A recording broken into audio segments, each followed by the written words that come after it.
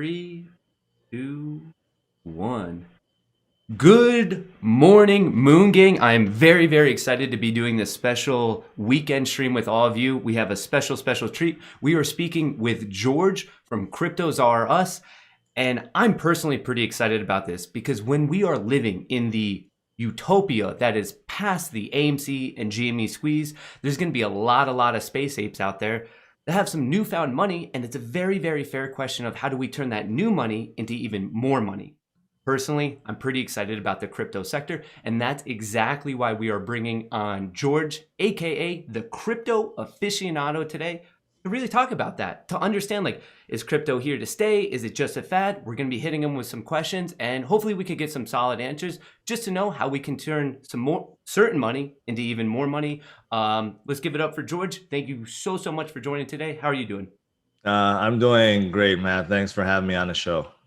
Awesome. So, I can see right now that you're pretty well known within the crypto sector. So for my group here, the Space Apes, could you just give us a little bit history about yourself, investing, the markets, crypto itself? How long have you been in this game?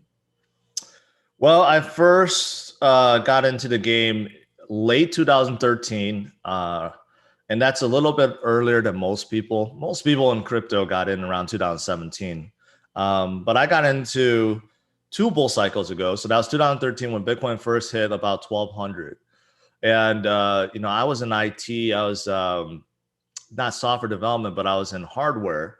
And you know what? I just started paying attention to news and I'm like, what is this Bitcoin thing? And then I started researching that you can mine it. And to me, it was like a modern day or hardware equivalent of building our own money tree. So I got in hardcore. I converted my basement to like a mining facility. I had an electrician come in and install like 200 more amps, circuits and plugs, and I had things going for at least 6 months.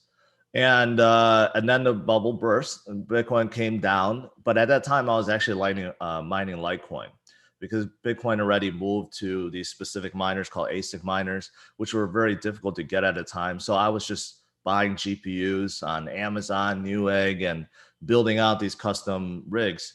But unfortunately, because the bubble burst and it went down, I got out, early 2013.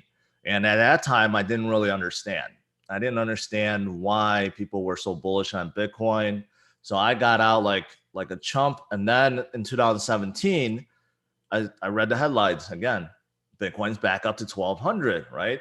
And I'm like, okay, I definitely need to get back in. I made a mistake selling. And then I started learning more and more about Bitcoin and crypto overall. I started my journey actually answering questions on Quora, and that blew up. And then people told me, "Hey, you should start a channel." So I did, and then yeah, that's where we are today. Awesome. So you're actually almost coming in on like a full decade of like being dedicated to crypto and what's going on in that world. That's awesome. Definitely been in it for quite a while. So when I was doing research for this interview, I was checking out quite a few of your videos on your YouTube there, which I mean, just so everyone knows, George's it's in the title, it's also in the description, and also his Twitter. If you want to check out his YouTube, Twitter, make sure to check that out if you want to learn more about crypto.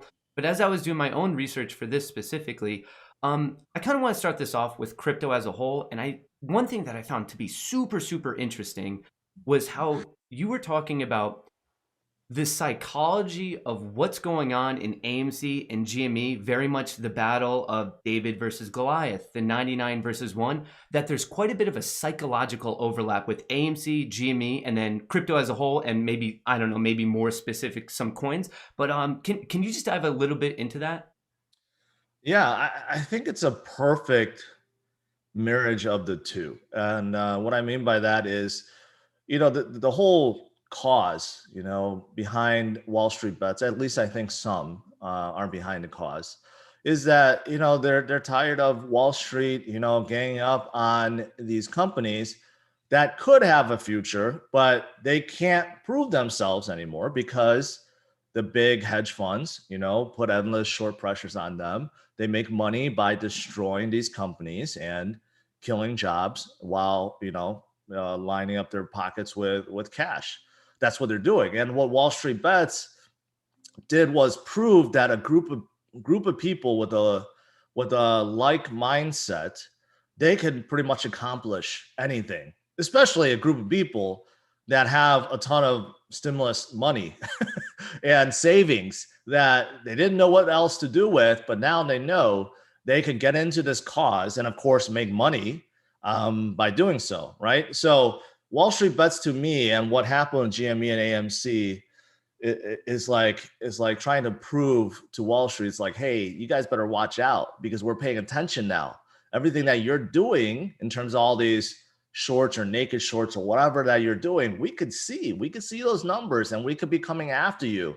So, there was a lot of retailers that blew up and stuff. And obviously there was some problems with Robinhood.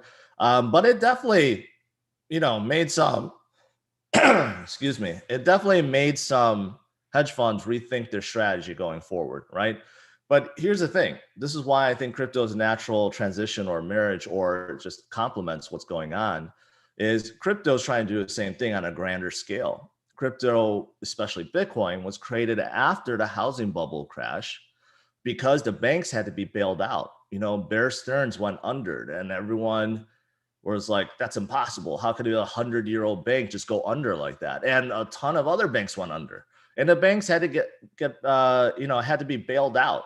And these are the largest institutions out there. So how could the world, there was rumors about how the world's financial system was going to collapse without the stimulus money, and everything was just coming to an end. And people were like, how could this be? We trust these people with our money.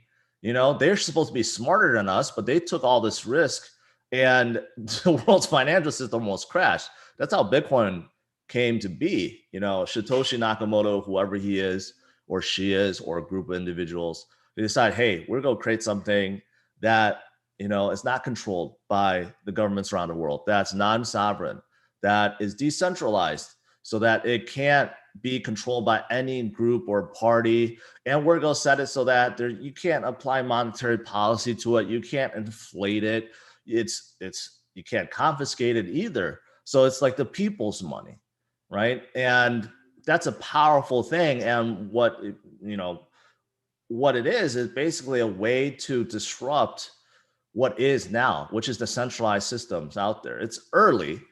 There's no reason to think that central banks or banks around the world are just going to collapse tomorrow due to Bitcoin. But that's the mission, is to get people to basically utilize the people's money rather than fiat money or, money that's controlled by governments, right? So this is a grander mission. This is a grander scale of what I think Wall Street Bets are doing, targeting hedge funds.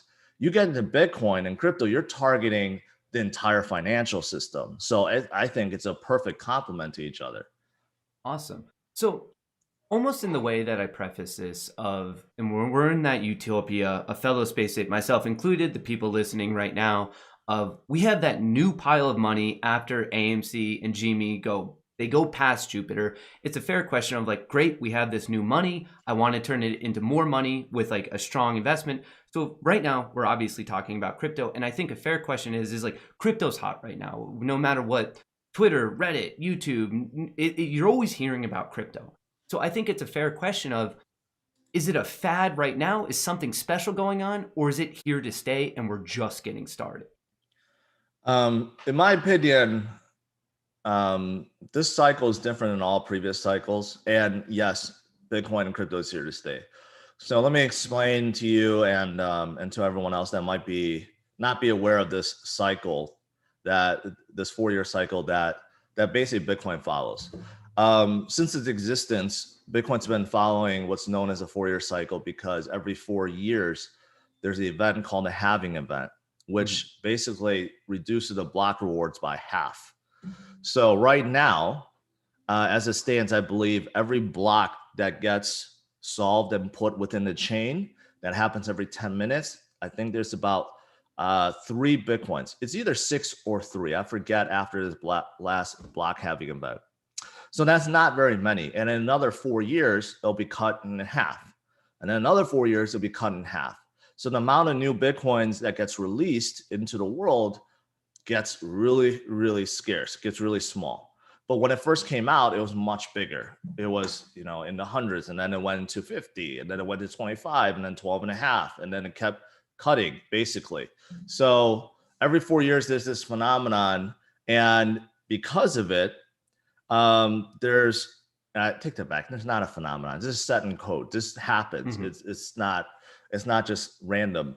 But there is a phenomenon with the price going up this last year of every 4 years. So if you look at like the charts and you look at how Bitcoin's been going, like the first 3 years will be pretty much down because it's coming off a previous high. And then the last year of the 4 year cycle, it goes on a parabolic move, and then it peaks out and comes down again. All right. And then when it comes down again, that's when the new 4 year cycle starts. So in 3 years, you pretty much have down years and then 1 year of a really, really good year. And it's been doing that since its existence. And we're doing that right now too, because the last halving event was in May of 2020. And now we're in 2021. So 2021 is actually the last year, the fourth year of the 4 year cycle.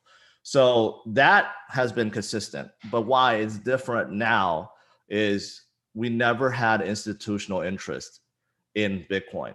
Never before. It was always talked about in 2017. It was talked about that maybe banks are warming up to Bitcoin, right? But they really weren't. Maybe companies will be looking at it. Maybe you have PayPal or Venmo look at it, or maybe you have Visa, MasterCard getting in, and maybe you have even derivatives like ETFs and stuff come out. All these stuffs were maybe. They were just talked about in 2017. But you know what? In 2020 and now 2021, they're all here. So that's the difference. We have guys like Michael Saylor who just all of a sudden turn 100% bullish into Bitcoin. And it's really amazing. He got into Bitcoin right around, I think $10,000 in August. And he's been buying. He put all his money, his own personal money, and all the money he has in MicroStrategy into Bitcoin. And he's raised more money to put into Bitcoin. And he's made a tremendous amount just by doing that. And he's 100% bullish on it. And you have him that I think brought in guys like Tesla, Elon, who now bought in, Square bought in, right? These things didn't happen before. And even if they did, it was very, very small and not public. Now it's actually cool to say that, hey, I bought Bitcoin with my reserves. And you have countless other companies that have done so, even very, very conservative institutions like Mass Mutual Insurance also said, we bought $100 million worth of Bitcoin. And they bought investment like an equity stake of a company called NYDIG, which is like a Bitcoin consulting custody service that helps large institutions get involved with Bitcoin. So they also took an equity share of them. So this kind of stuff didn't happen. And then now you hear about PayPal, of course, opening up crypto trading and also allowing merchants to accept Bitcoin and crypto. Also, you have Venmo that joined, well, they're owned by PayPal. And you have Cash App. You have, of course, Robinhood that also allows very easy trading. But you have all this stuff happening. And even like Visa is partner up with a company called Crypto.com. And they're testing settling transactions over the Ethereum network.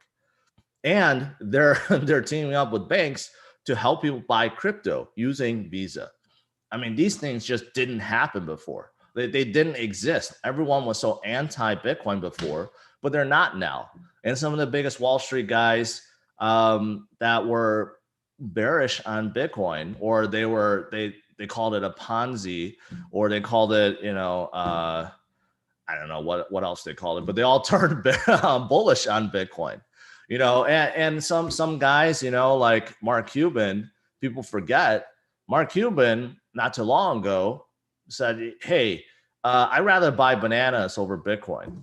Now he has turned and he recognized, oh, Bitcoin is here to stay. And then he's also into Dogecoin. He did a complete 180. And then he also admitted that 4 years ago, he already bought Bitcoin. But it was uncool to say you bought Bitcoin. So he was actually driving FUD. And that's what you see. All these guys that were driving FUD before were secretly stocking up. Same thing with Kevin O'Leary. Kevin O'Leary, was very anti-Bitcoin. He went on CNBC and debated Anthony Pompliano many times, saying that Bitcoin's a big old nothing burger. And recently he came out and said, oh, you know what? In fact, I lied. I bought Bitcoin 4 years ago. I just couldn't admit it. Like, what? Like, it's one thing to just not say anything. It's another thing to go on national television and actually drive FUD towards that. So, that's why I kind of ranted and went a little long with my answer. But, that's the reason why I think this year, and going forward is very different than previous cycles. Yes, it's still driven by this halving event, but now you have national attention, global attention, and global adoption and awareness. And it's just very, very different. That's kind of some interesting parallels there, just a little different. So like in the world of AMC and GME, a lot of people, shout out to the entire community, there's an equivalent amount of FUD, but then what's weird about this is like when we drive into some of the SEC, FINRA documents, all of that, it's just people that are like their parent company, the company themselves are just actively betting against them. So they're using their influence to drive it down because it's like financially beneficial for them. So I guess like at the end, that was financially beneficial for these guys to shove it down so they could buy more at a super cheap price. And now it's going absolutely haywire. Before we dive into your opinion about like specific coins, because like obviously there's hot coins right now that I'm sure people want to know your opinion on. Let me just play the devil's advocate for 1 second. In your mind, is there an event or a series of events where crypto at large is not successful? What do you think would go on where you're like, uh-oh, something's going bad and downhill with crypto? It would have to take a collaborative effort, basically with all nations out there, to actively say, okay, we are banning our citizens from buying Bitcoin and crypto with fiat. It would have to take something like that for it to be a catastrophic blow to Bitcoin and crypto, yet it still wouldn't kill it off. So Bitcoin and crypto, if you understand the blockchain and how the network runs, basically you can have as little as basically 2 miners and you can create a network. But obviously there's a lot more out there. Anyone can spin up a miner and start powering the Bitcoin network. That's proof of work, but there's also proof of stake where you simply download a piece of software, you stake in some coins, and it's also powering the network. So basically anyone can do so. So the government can't stop that. They can't stop the network. Anyone, even if they killed all the miners today, new miners will pop up tomorrow. So in that essence, they can't kill the network. Now, what they could try to do is say, hey, it's illegal to buy Bitcoin with your dollars, right? Like you can't go on Coinbase anymore, or you can't go on Robinhood anymore and try to buy it, right? That could be something that they target, right? But then they would have to come up with a really good reason why they're doing so. And in my opinion, that'll never come to be, because what the governments are looking at right now is how to profit from this, not how to shut it down. It's not even worth their time to. They have a money printer that basically can print infinite amount of money. Okay. Mm-hmm. So Bitcoin is not a threat. It's nowhere near a threat. And Bitcoin has been recognized as an asset. So it's not trying to replace dollars or even digital dollars. It's trying to replace gold. It's trying to be a store of value. Okay. So that's number one. But number two is, you know what? With the government's having a money printer that can print anything, what they really care about right now is how do we tax individuals? I think that's the bigger thing. Yes, they do care about stopping illicit activities and money laundering, but they recognize that, hey, we have bigger problems with fiat. Banks get fined billions of dollars for money laundering all the time, and no one gets hurt. They just pay a slap on the wrist fine. No one goes to jail, nothing like that. And there's billions of dollars that is done every single day by these banks, right? So if you look at the statistics of illicit activities on the blockchain and utilizing Bitcoin and others, it's actually less because it's actually easier to track because everything is transparent on the blockchain. So you could actually see where it's going exactly. So, so this argument about trying to shut it down because of illicit activity is just, it's nonsense. It's proven it's very low, and criminals would rather not use Bitcoin to conduct illicit activities. So in my opinion, what the governments want to do is to tax the individuals. That's why you have like certain crypto out there that has privacy features where you really can't track them. Mhm. They're being delisted from the exchanges. Like in South Korea, there's no privacy coin on any of the exchanges out there. It's the same thing with the US. There's no privacy coins listed because the governments want to know. They're preparing for a way to basically track you and tax you. So, I just don't think there's any this big catastrophic thing that some people theorize that can take down Bitcoin and all of crypto. I just don't think it's going to happen. And honestly, there's some I don't know, like extreme people that say, hey, what if there's a global power outage, or the power grid gets taken out? What's going to happen with Bitcoin? Well, if that really happened, if we went to World War III or something, and the power grid of the world gets taken out, we have bigger problems than worrying about Bitcoin and stuff. So so that's a different story, right? So yeah, I mean that that's what I'm thinking. I mean, it's Yeah. nothing to be worrying about right now. Okay. Yeah. I just think it's definitely fair. Consider the pros and the cons. So now, I guess with that, let's just dive into some of the specific ones: bullish, bearish, neutral, where you see them going upward, failing. Right now, one of the hottest ones that I see all the time people talking about is Dogecoin. When you think of Dogecoin, what do you think? Um, Dogecoin is a coin that people love to hate, and um, there's a couple reasons why people love to hate it. Number one is they didn't get in early, so they're jealous. Number two is people think that Dogecoin is stealing attention away from other more promising projects, including even Bitcoin, which I think is nonsense. And I think there's another group of people that just don't understand it, just thinks it's a meme coin, so they think it's silly that it's pumped up so much. So I think you have these individuals, and my take is this.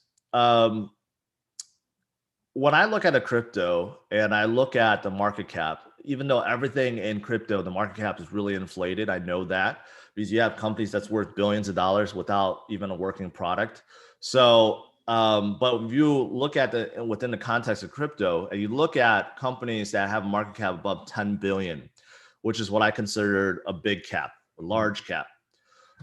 It takes enormous amount of followers, investors, loyalty for that to happen. In crypto, every single day, you'll see a coin pump and dump and pump and dump. It doesn't matter how many times it does that.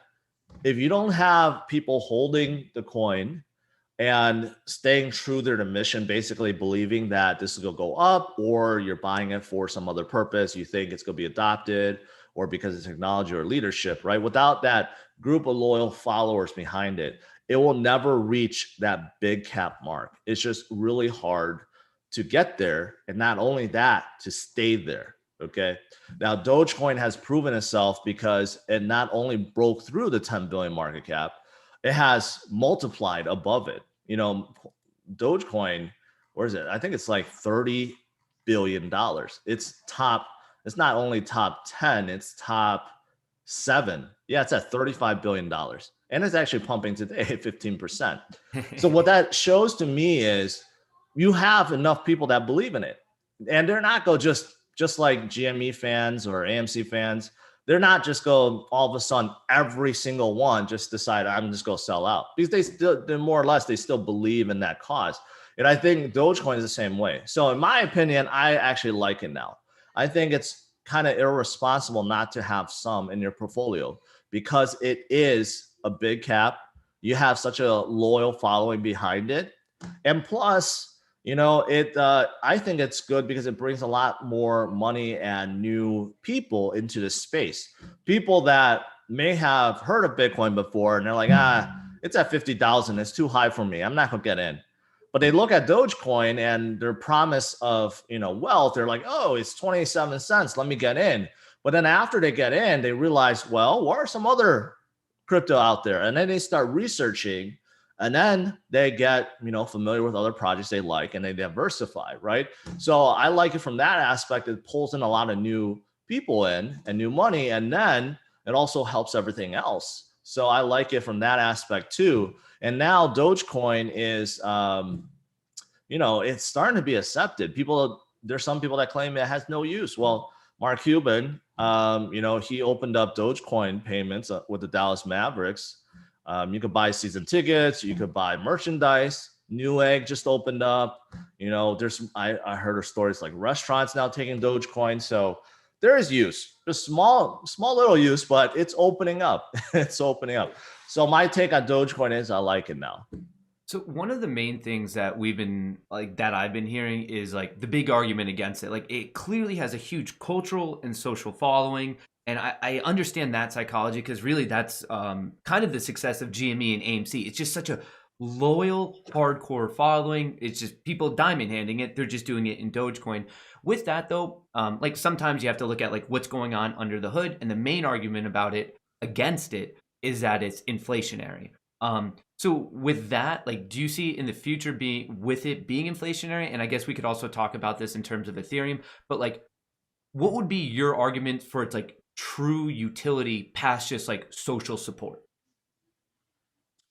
This argument that it can't go up because it's inflationary is wrong. Almost every single blockchain, besides the early ones like Bitcoin and Litecoin, and some of the new ones, I should say, not just early ones, but vast majority or vast minority, I should say, is actually ones with a set cap. And the ones that are set cap is really meant to be a store of value. There's a lot of new projects with a set cap, and they call it deflationary. There's burning and stuff like that because they're putting some form of way to make the price go up, to make it more rare. But for most projects that are supposed to be utility projects or a currency, Dogecoin right now seems to be going down the path of being a currency.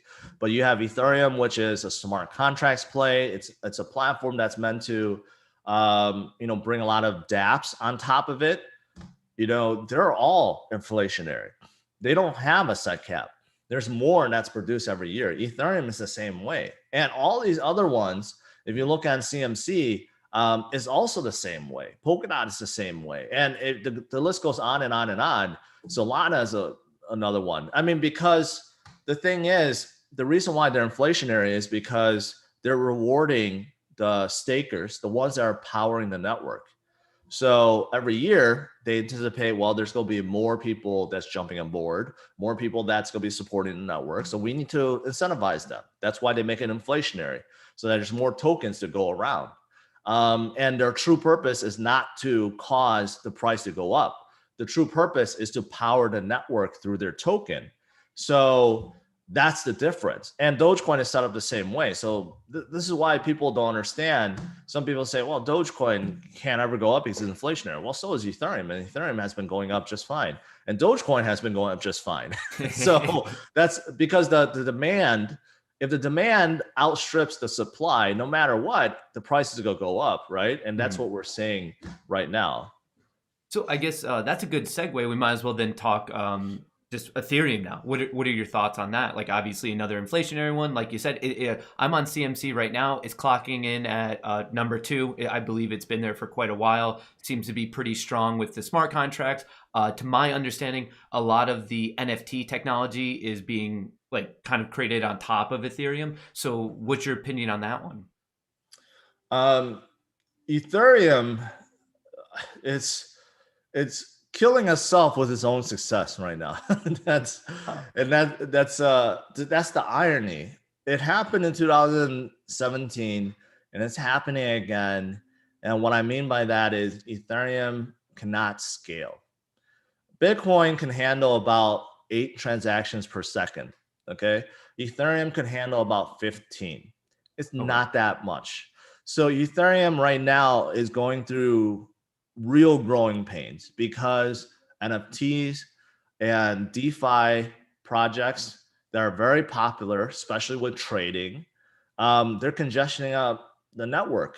And whenever it gets congested up, the fee that you have to pay for a transaction, they call it gas fee, which in Ethereum's case is just ETH or Ether.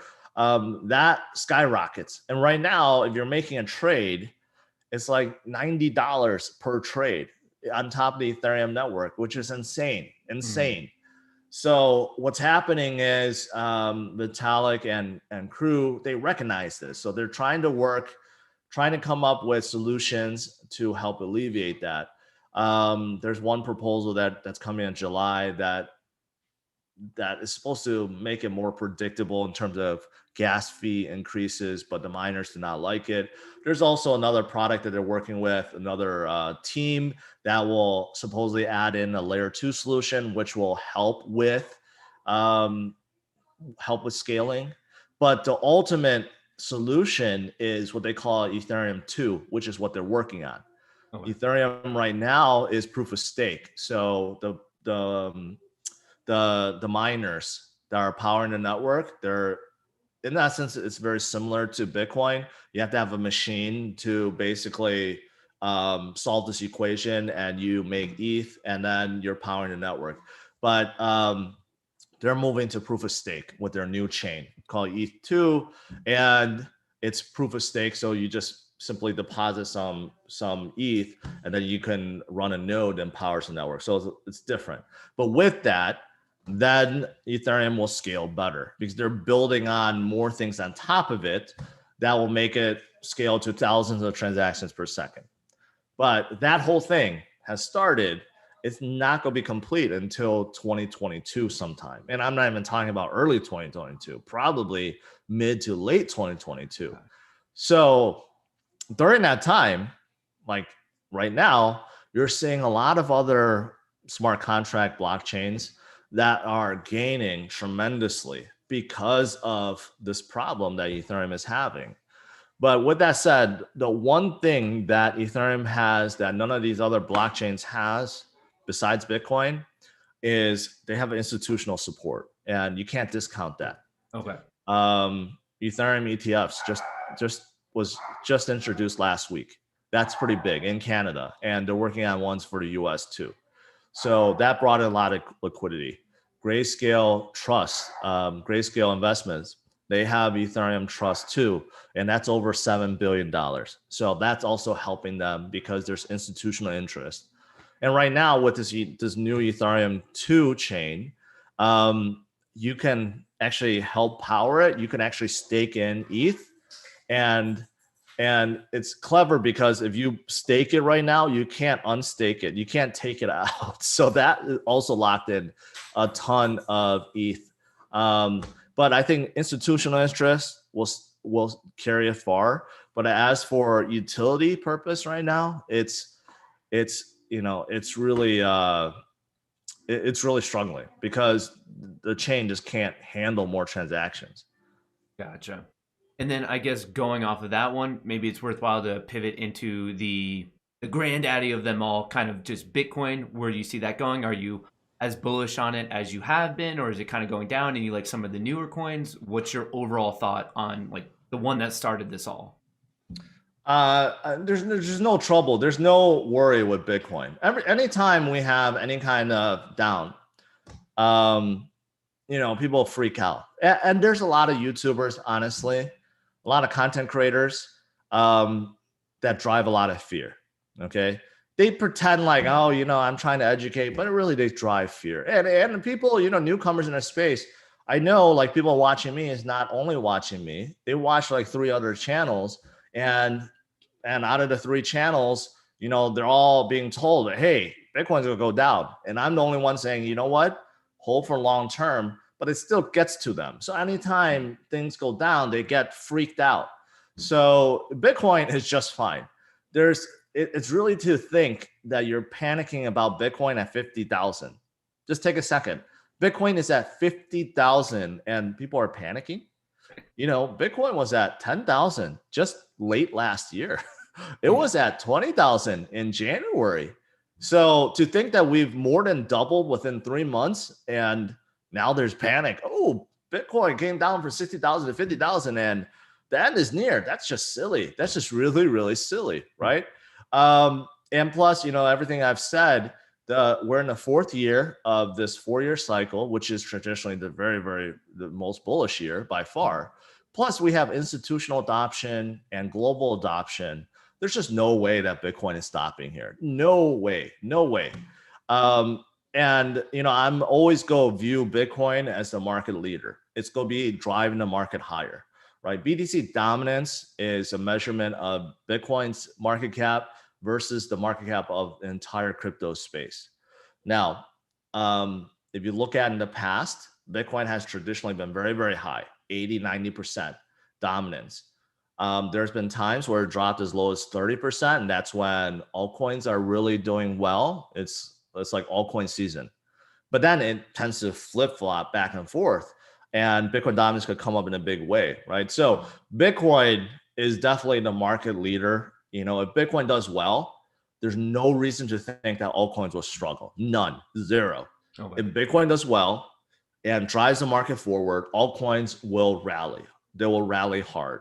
And there'll be many periods where altcoins rally much harder than Bitcoin. And it surpasses Bitcoin in many ways. So if you look at Ethereum, as slow as moving as they are, they have surpassed Bitcoin's performance for the last 6 years. I mean, not 6 years, last 6 months by a large margin, more than double. And if you look at all these other ones that's up and coming, they have surpassed Bitcoin's performance by 3x, 5x, 10x, 20x right now. But still, things could turn around really quick. And when there's market weakness, the altcoins tend to go down faster too. So that's why I stress having a diversified portfolio to kind of cover yourself in all instances. Gotcha. So please correct me if I'm wrong, but on those three that we talked about, Dogecoin, Ethereum, Bitcoin, is it kind of like as a quick cheat sheet, is it kind of nice to think of it as Dogecoin, digital currency, Ethereum is more of a utility play, and Bitcoin is more of a store of value play? Is that like a good way to tranche those three in our own mind? Yeah, that's actually a good example of the 3 use cases within crypto right now. Okay. That's exactly it. Bitcoin being store value, Ethereum being a smart contracts play. You could also say, in layman's terms, it's like a decentralized operating system. Just think about it that way. And then Dogecoin is right now, yeah, currency, like meant to be digital money. So yeah, those are actually 3 use cases for crypto. Gotcha. And I know in this space, just like from my own dealings in the stock market, it is tough, like to put a price and a time frame and everything. So for those three specifically, 5 to 10 years down the road, do you think they'll still be relevant? If you had to guess now, no one's holding you to it. Yeah, for sure, Bitcoin will be. Bitcoin in 5 years, whew, I think it's going to be over $1 million in 5 years because that's going beyond this cycle and the next cycle, and that's going into like the third cycle. And by then, it'll be really, really, really hard to buy Bitcoin. I mean, the scarcity factor alone, the number of Bitcoins being produced per block, and plus global adoption. I mean, demand is going to be so much higher than supply. Dogecoin, I think, will survive. And the reason is before I joked about Dogecoin, I viewed it as like a cockroach that's really hard to kill. There's been periods where Dogecoin has basically no one trading, no one buying.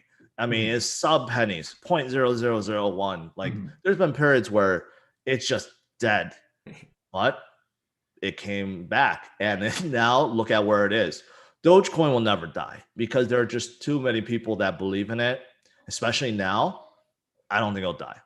Ethereum, on the other hand, in 5 years, I question because there's a real chance that some of these other plays and some of the people that's in your chat that are big fans of, say, Cardano or Polkadot or any other Solana, any other promising chains, they could take over. There's no promise that Ethereum will be the top dog forever.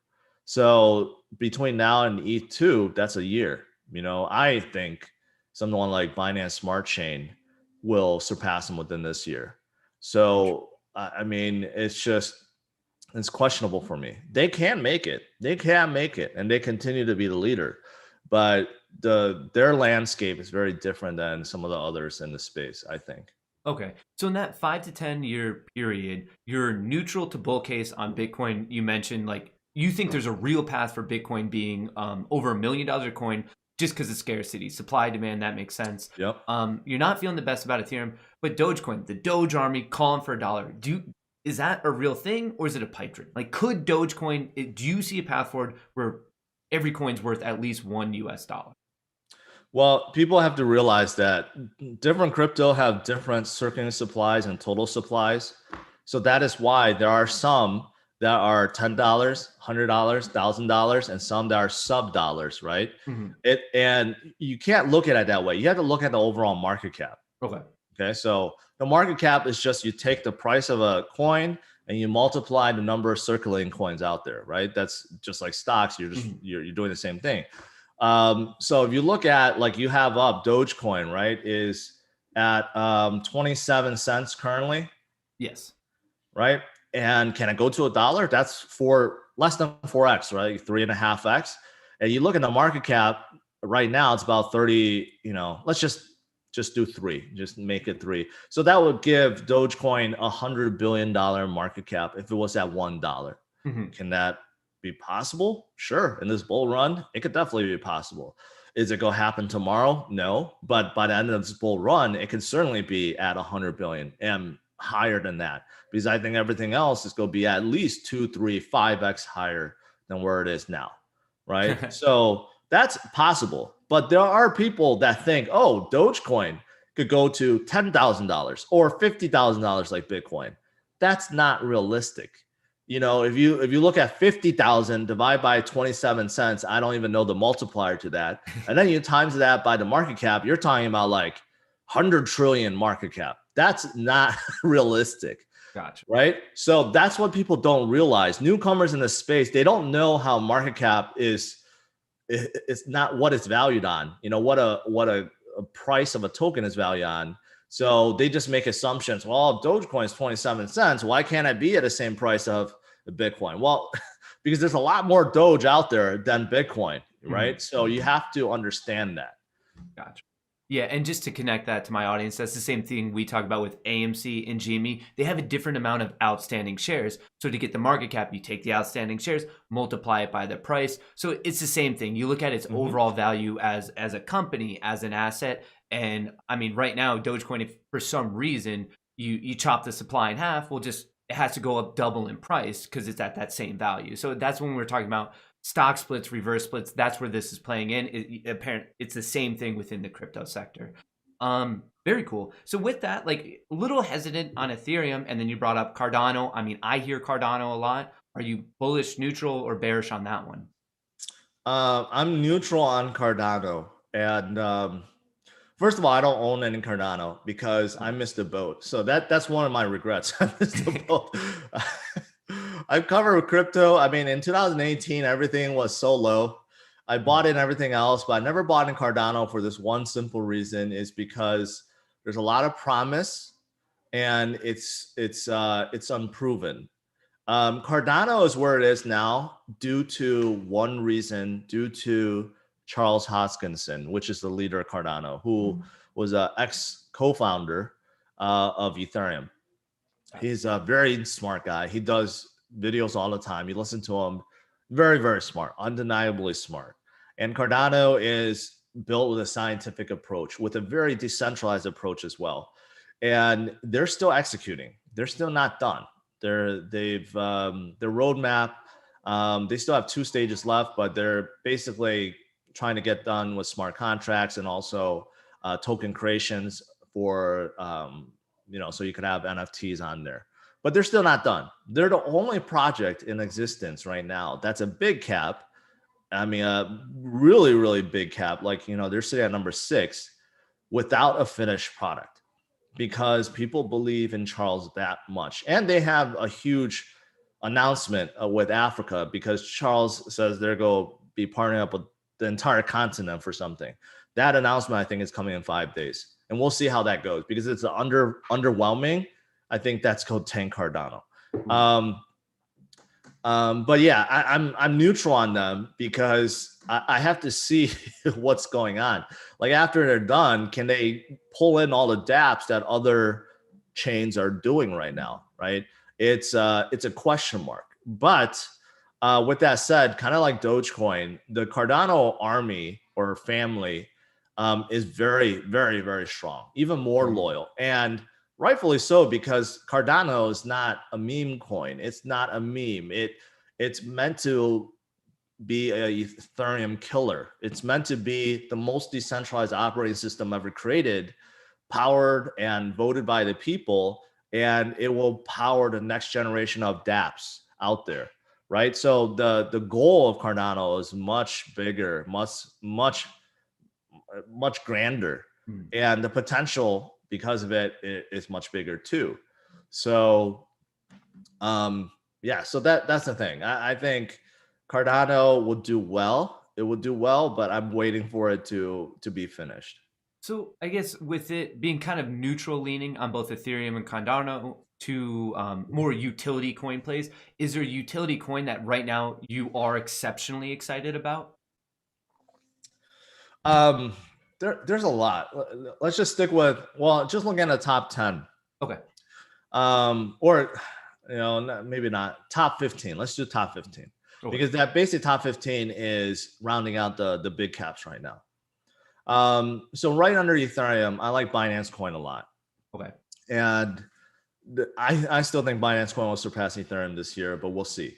Binance Coin is doing many things. It's basically a utility token, but also store value, because Binance Coin does have a set supply, and every quarter they burn a ton of BNB tokens, because they look at their profits and then they use that to burn the tokens. So actually, not only is it set supply, it actually gets more rare every quarter. With that said, Binance is the biggest exchange by far by volume, and they have multiple exchanges, and they have a DEX, and they have their own chain. And that chain is a very much faster version of Ethereum, while being compatible. And because of that, a lot of DeFi projects are moving over to Binance Smart Chain. Because of their congestion issues on Ethereum, they're moving over to Binance Smart Chain. So they instantly drop their fees by a substantial amount, and they don't have to worry about congestion. So that's happening right now. And the Binance Smart Chain transactions, daily transactions per day, is like 5 to 6 times more than Ethereum already. And it's a much younger project, right? Now, the argument against Binance Smart Chain is that they don't innovate. They're basically copying. And that is true. They don't have anything grand on their roadmap that will spur new innovations. But right now, what they're doing is leeching off all the dApps and even NFTs now from Ethereum, and it's working. So they have that. They have their exchanges, and they have platform for everything, for staking, lending, you name it. Anything that you could think of, even derivatives, futures, options, anything you can think of, they're involved with. So they also have Launchpad, which basically incubates projects, and everything revolves around BNB, which is getting more and more scarce. So which is why very, very bullish on Binance Coin. Okay. Other ones that within the top 10, I like VeChain a lot. It's one that not many people talk about, because they're really a Chinese-based project that's really involved with a ton of multi-billion-dollar companies in China, but they're also involved with other companies too.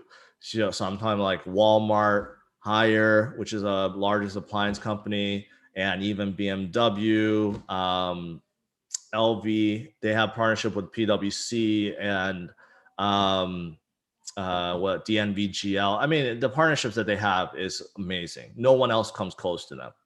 And what I really like is, because they're Chinese based and they have a lot of ties with like state run companies too, they have that in. And if if you know about business in China, you know you have to have that in Yeah, to really to really make it. gotcha. Okay. So right now, China is preparing for their digital yuan. And they're already done. Their central bank has digital yuan. They're testing it out. They already deployed their digital wallets for many of their users. I think that they're doing through a bank or something like that, or Alipay, something like that. And they're testing it out right now.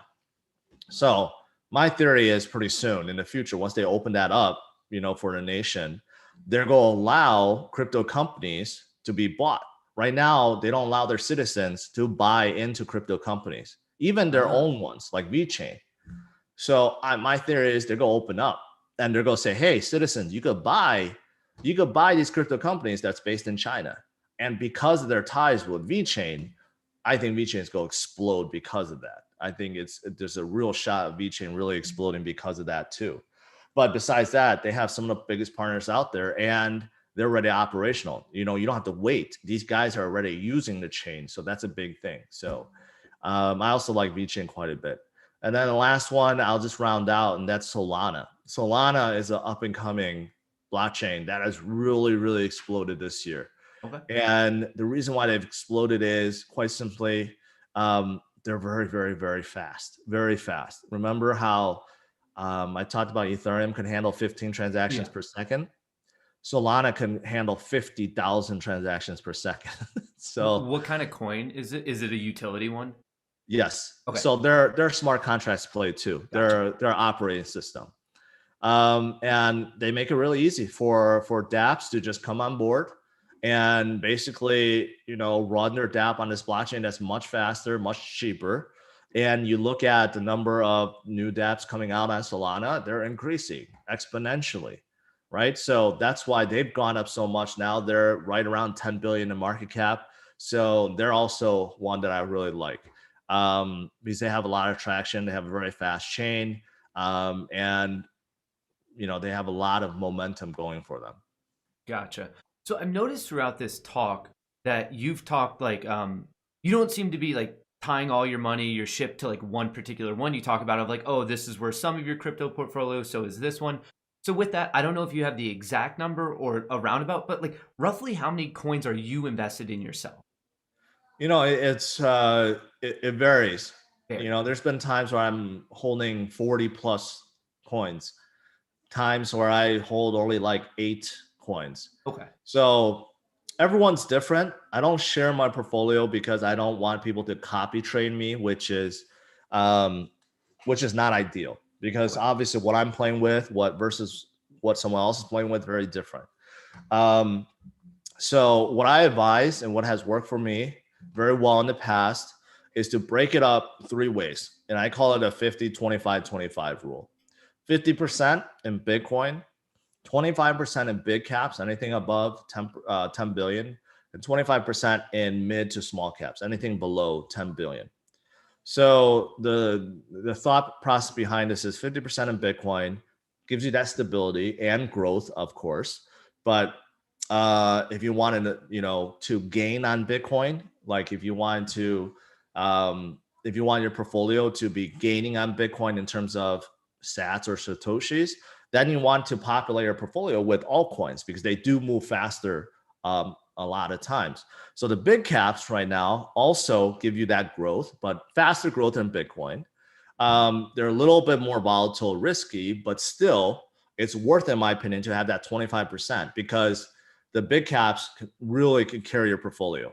They Okay. really can. Like, for example, like VeChain, Binance Coin, even Dogecoin, XRP, when they move, they really carry a portfolio. Okay. And then 25% in mid cap, small cap, which gives you a potential of huge, huge gains, huge potential, but they're very volatile. But I think it's worth it to have that in your portfolio because when there are good times, that 25% in mid to small caps will double and triple and quadruple your portfolio. So it's definitely worth it to have. But you don't want to go too greedy. The problem with people in crypto is they want to become millionaires overnight. Rather than become a millionaire in 6 months, they want to be overnight. I mean, crypto is really, really fast. You can literally become a millionaire 6 months. I mean, if Hmm. you hold the right coins, you can be a millionaire 6 months. But everyone wants to do it tomorrow. So they go all in with the smallest coins out there. Okay. And it's like buying a lottery ticket. So that's not the right way to do it. If you have a diversified portfolio, you could definitely make tremendous gains within a very short amount of time, and you're protecting yourself from risk, right? So that's ultimately why I have this is it maximize gains while minimizing risk. So that's what I stress. Gotcha. So I believe in one of your videos, I heard you liken these smaller cap ones, kind of for those more familiar with the stock market, to equivalent to penny stocks. It's high risk, it's high reward, and some of us like that. Like we all have different risk tolerances, we all have different goals. So for the people out there who like they enjoy that gamble, like let's swing for the fences. Is there like could you throw out a couple names that are maybe worthwhile to consider in that small cap arena that like don't completely bother you? There's a few. The one that I've been supporting for a long time, Mhm. and I don't think it's a big risk because they've been executing even though they were considered a dead project. Their token has tanked 99% from their highs. Ooh. Um, but that project is nulls. So it's also equivalent to VeChain, Ethereum, Cardano. It's a smart contract play. And they're relatively small right now. They're below a buck. I think they're around 50 million market cap. And I like them because their technology, or they're 90 million market cap, I'm sorry. Their technology is equivalent to some of these big caps. Like, they have a very fast blockchain. It has interoperability, meaning that it can talk to multiple chains. They have a bridge to Ethereum and Binance Smart Chain. They also have DeFi and NFT projects. And um, they have a new way of staking where they can incubate projects with their very cool staking system. So, they've been executing, and they were considered dead. They were, I think at low point, they were like 20 million market cap, and 20 million market cap in stocks, I guess, is still good. Like a public traded company, I guess it's still pretty good. In crypto world, 20 million market cap is like, you're dead, you know? Gotcha. So they were like considered for dead, but they're coming back. So they're a small cap that I feel very comfortable about. I'm still waiting for them to really break out. And if they do break out, they have huge potential. But they're one that I really like. So I Now, can bring that up on CMC. Sorry to interrupt. What was the name yeah, of that? Just so I could bring that one up individually. Nulls, NULS. NUL. No. All right. Let's show that off to everyone. Okay, Yeah. cool. It's up on the screen. So I mean that comes to mind right away because I've been supporting them for so long, so long. But there's other ones that have potential too. They're not as small, but you know what? Well, I mean, I take that back. There's another one that I covered recently. They're called B Pro, and actually they are sitting lower now at 21 million. And when I discovered them, they were about 7 million. They went to 21 million. And B Pro, is led by young guys, and what they're about is creating code base for other projects to use. So they make like a white label solution for people to get into esports betting, Okay. and also token creation with DeFi, with staking, and also they're doing NFTs. And I had an interview with the founder, and he's a young, ambitious guy. Doesn't have a whole lot of business experience, but you could tell that he's very focused. Also focused on revenue. They're already cash flow positive. He was saying there's hiring, right? So also they're like an ultra small cap. They pumped up and it came down a little bit, but I still think because of the leadership, I think they could do well. So that's another one. But these are like examples of ultra, like not even a small cap. They're like micro caps to me. Like under 100 million, it's like a micro cap.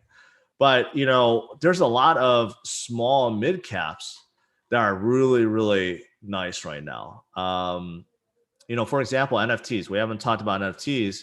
NFTs is blowing up right now, Yeah. right? Yeah, like literally everyone is talking about NFTs. And there's a lot of projects that's involved with NFTs, basically either helping you create your own NFTs or helping creators create their NFTs or providing a marketplace where you can buy and trade and sell NFTs, right? There's a lot. There's a lot out there. For example, there's a project called Flow, and they're created by the guys that created CryptoKitties, which is considered the very first viral NFT play. It's just like these cute kitties that you could customize and sell, but they were selling for tens to hundreds of thousands. These guys realized that Ethereum was too slow, so they created a chain. I don't know if you've heard of NBA Top Shot. Yep. Yeah, I mean NBA Top Shot is exploding right now, Mhm. and that's running on top of Flow, and people don't Ah. realize that. So that's a use case that shows how robust their chain is, and they already have this DApp that's considered the most popular NFT play out there, with NBA moments and stuff. And they already signed up with UFC. They're going to do the same to the UFC too. So Flow is tremendously undervalued right now, in my opinion.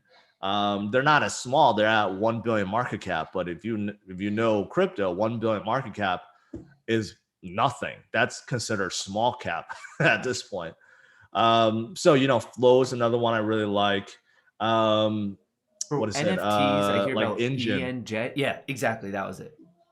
Engine is another one.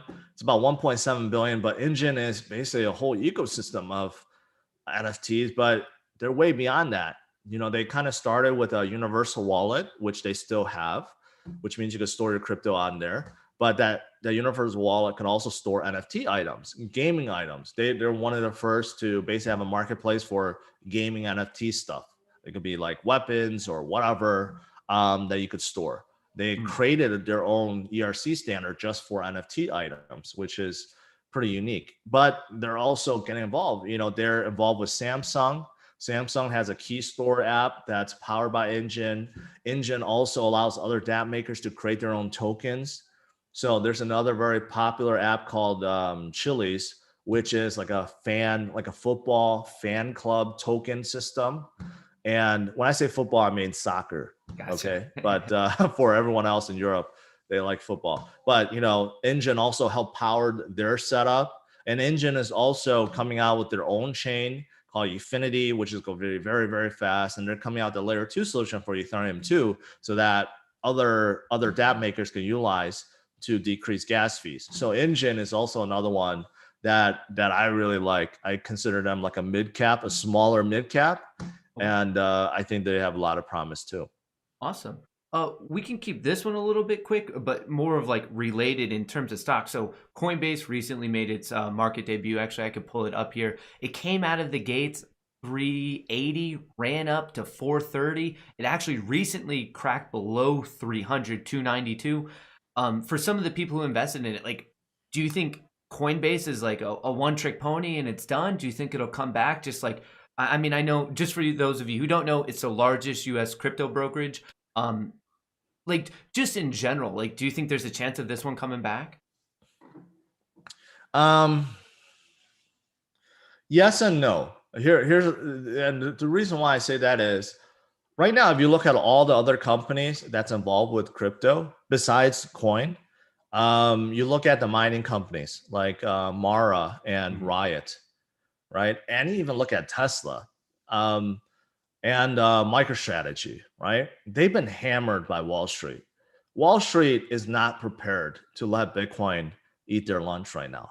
Okay, even though they're getting involved, they're offering services. Some of them are buying, but overall, they make their money from from controlling the market right now, and they don't want Bitcoin to just all of a sudden take over, right? So there's tremendous amount of selling pressure I've noticed on all these stocks, publicly traded companies that is involved with crypto, even though they should be multiplying right now, like hands over fist, they should be multiplying, but they're not.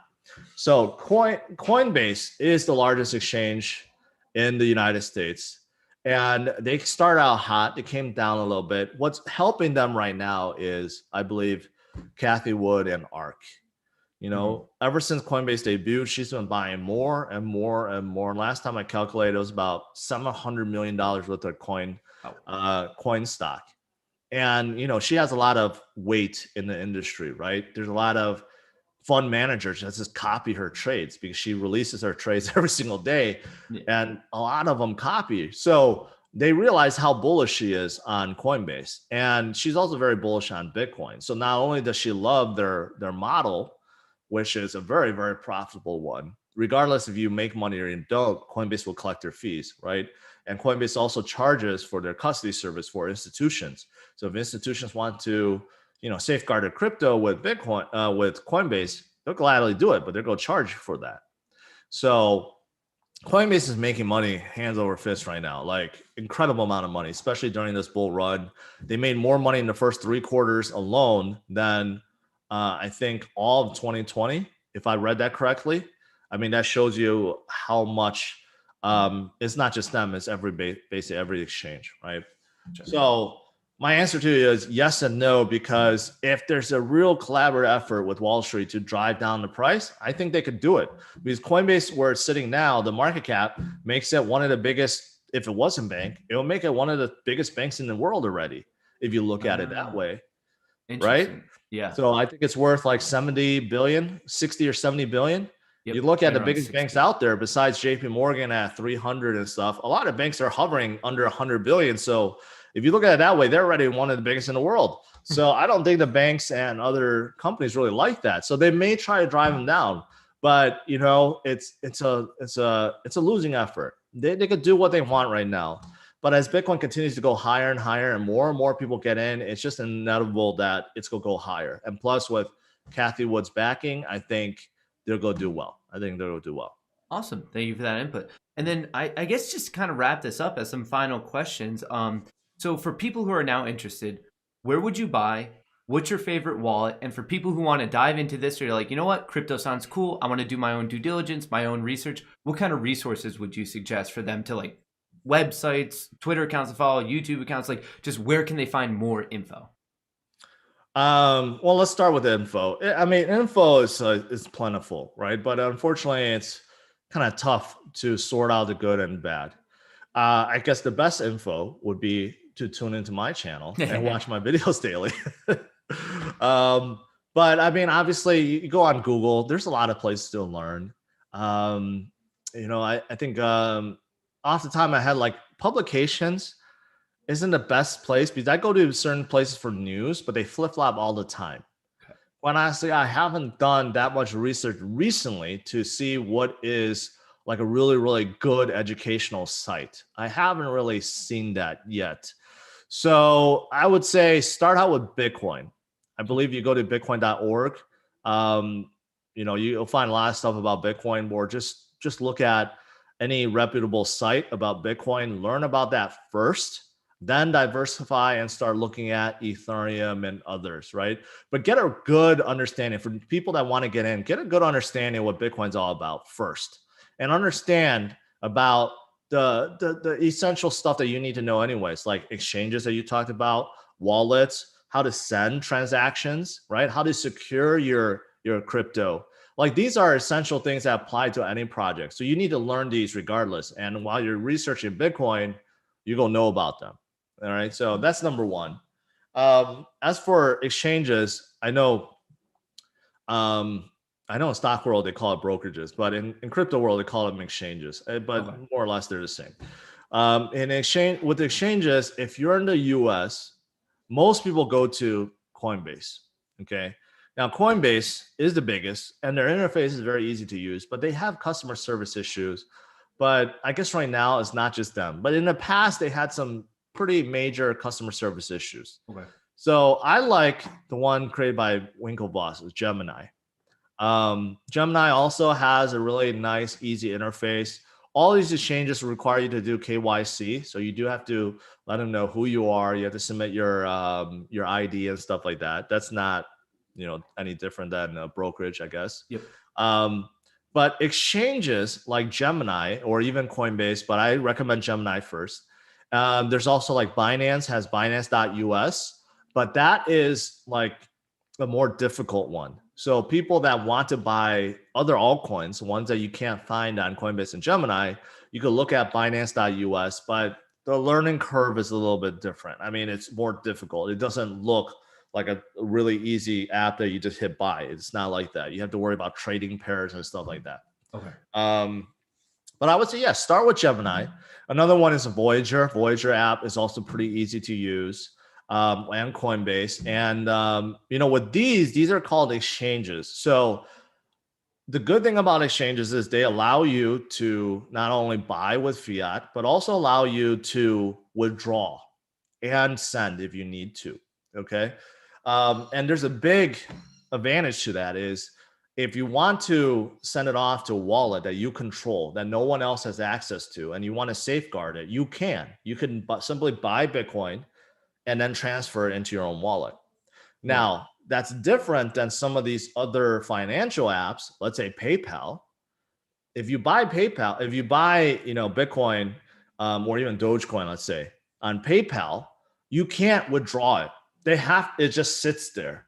You could buy and sell it, but you can't withdraw it out. So basically, they, in essence, control your crypto, right?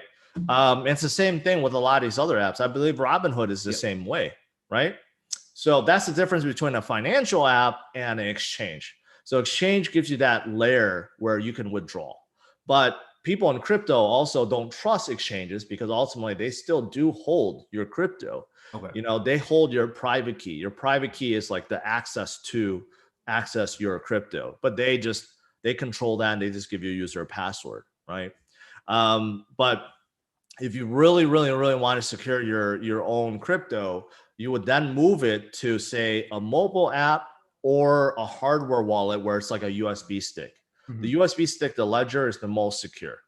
Okay. Not only does it have a built-in, PIN code on it, you have to connect it to the computer to be able to access it. So when you're not using it, you unplug, it's considered offline. It's considered cold storage, right? There's no way someone's going to hack it. There's no access to it. And even if they broke into your house and say they took it, it's still PIN protected, right? So that's like the most secure way to secure your crypto. It's a little bit more difficult to set up, but basically it's the same way. You have an address and you basically send your crypto to that address. It's stored in there and then it's done. Okay. And that ledger, or that, from the company called Ledger, they also give you a recovery key. So in case this does break, it gets lost, someone steals it, whatever, you can use that recovery phrase and get a new ledger and recover your private key basically onto it, so you still can access your crypto. Okay. So that's important. But there's a component to that recovery phrase. You better secure it because if you write it down wrong, okay, or you lose that piece of paper, you're done. You're done. You cannot get access to it. There's no way to recover it. And you hear stories about this. Mm-hmm. People that throw away, their private key or their password or whatever, and they can't access $100 million worth of Bitcoin. That's real. That's real. Someone in my show recently, unfortunately, told me that he somehow wrote the recovery phrase wrong, and he tried to restore and he can't. And now he lost all of it. I don't know how much, but I'm guessing it's substantial. He's like, Ledger can't help him. That's the thing. So when you safeguard your own crypto, you better be 100% certain that you have that recovery phrase locked down, maybe in multiple places. You should probably try it first before sending it. Like, what I mean by that is, before you send any crypto to it, right? Purposely, reset it. And then use the recovery phrase to see if you can actually restore it, right? Like, test it out before you actually put any funds in it. But that's like the ultimate way to store it. But then there's also like mobile apps too, where they call it non-custodial mobile wallets. What that means is it stores the private key onto your phone so that they don't have access to it. But it's much easier to use because it's your phone. You can scan QR code and send funds to it, right? But ultimately, you need to protect your phone. And they also give you a recovery phrase too, so that if you delete the app or whatever, you can recover it. So when it comes to safeguarding your own crypto, it's definitely more secure so that it can't be confiscated. No one knows about it, right? The exchanges can't do anything about it. The governments don't know that you have it, because when you put it in a cold wallet, it has an address, but they have no idea who the address belongs to. Okay. So in that sense, it's a lot more safe, but not a whole lot of people is experienced with safeguarding their own funds. It still freaks me out. I mean, imagine one day, your portfolio's in 8 digits, 9 digits. You're holding $100 million of the Bitcoin on your phone. Do you feel comfortable with that? It's a wild concept. Wow. Could you shout out some names of some of those apps, like the online wallet apps? Just so Yeah. people know what to search. There's a lot out there, but the one that a lot of people use and I've used in the past is called Trust Wallet. Okay. Trust Wallet's one of them. Coinbase Wallet is another one too. Coinbase Wallet, even though it has the Coinbase name, they make it so that you can pull crypto from your Coinbase account really easily, but you don't have to. So you could just utilize it as a standalone wallet. That's another one. So these two are really trusted. I think Trust Wallet more so than the Coinbase Wallet. So I would look into that that one first. And then as for hardware wallet, you basically have many manufacturers, but the biggest one is Ledger. And then there's another one called Treasure, very similar in naming, but they have like 2 or 3 products and they all work very well. That is awesome. Thank you so much for all that info, all the talk about cryptos. I would love a couple months down the road, come back, do version 2, see how all this aged. But thank you so much for helping out the Space Apes, clearing up some questions, sharing your knowledge. To me, this has been a massive benefit from what I'm seeing in chat. Thus far, it's been a massive benefit. So thank you so much, George. It's been very, very enjoyable. All right. Well, thanks for having me on. This was fun. So yeah, let's do it again in the future. All right. Thank you very much. I'll see you later. Bye. Well, Space Apes, that was George from Cryptos Are Us. His YouTube channel is in the top of the title. It's also in the description of the video. I also put his Twitter there if you want to find more of that information. For me, I view it's my duty with this group to talk about what we do with our money after AMC and GME go absolutely like just past Pluto.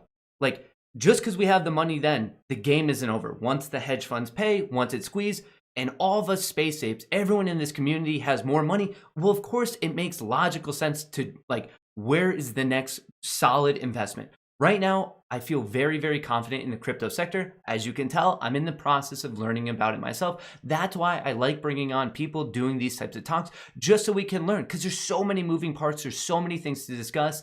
And we've recently talked to Matt Wallace. Today, we talked to George from Cryptos Are Us. We're just learning more. So when that day comes, when we're all like in that utopia, as I was joking about before, it's where do we place that money next?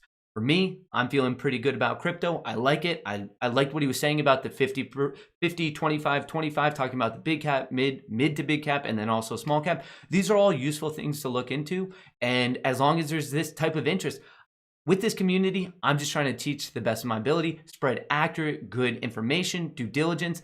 And for us, the game isn't over after AMC squeeze. We're here to make even more. Like, people have been messaging me about generational wealth, that type of thing. So right now, I view the stock market, specifically what's going on with these meme stocks, as like a way for us to build that nest egg. And right now, I'm feeling pretty good about the crypto world, post that, growing it into an even bigger nest egg. So with that, don't forget, check out Cryptos Are Us, his Twitter, his YouTube. In the future, I'm hoping to do more of these types of talks, but I just wanted to kind of get this information out there on the weekend, like talking about crypto on the weekends. But for all of you who tuned in, thank you so much. And I will talk to all of you guys very, very soon. Remember, from me, Chair and Duckshirt, best of luck in the markets.